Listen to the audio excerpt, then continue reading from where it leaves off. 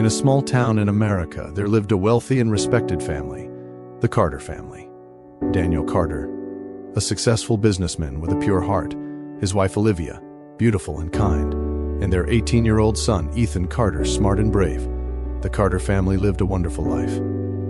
Daniel always helped people, donated to charity, and everyone respected him, but life doesn't stay the same forever. One day, Daniel's own partner, Jake Miller, betrayed him.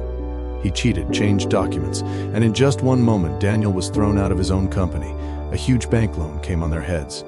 The business was gone, and Daniel, shocked, fell sick. The Carter family had to leave their mansion and move into a small rented apartment. Olivia, who once lived like a queen, now worked in people's houses, washing dishes and mopping floors. Bank officers came every day, shouting for money, and young Ethan quietly watched everything, breaking from inside. One day, Olivia and Ethan went to a family function, wearing old clothes.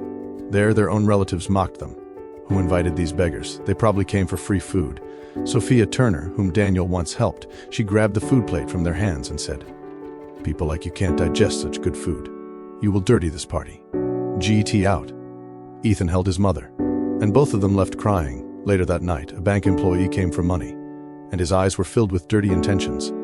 "I can get your entire loan canceled, but you will have to come with me."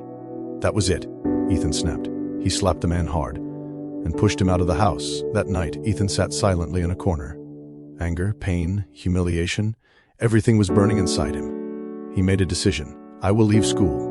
I will work. I will rebuild my family. The next morning, Ethan took his father's old car to buy medicines. Some parts of the city had no taxi service at all. On the road, a rich man stood, helpless, stressed, waving desperately.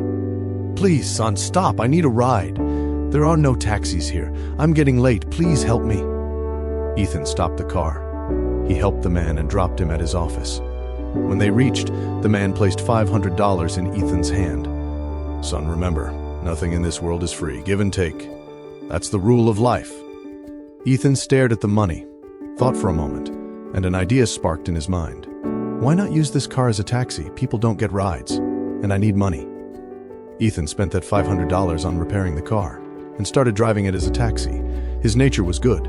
His heart was clean. People liked him and trusted him. Daily calls started coming in. Money slowly started flowing into the house. In just a short time, Olivia stopped working, and Daniel's treatment began soon. The demand grew. Ethan couldn't serve everyone with just one car. So he took a loan, bought 2 more cars, hired drivers, and Carter taxi service took off like a rocket. In a few years, Ethan's taxi service became no one in many cities. He gifted his parents a big villa, and later started a bus service, and then an airline. Now it was time for revenge. Ethan used his power and money to destroy Jake Miller's company, and Jake ended up on the streets. Ethan then gifted that same company back to his father, Daniel. The fire of humiliation didn't break Ethan.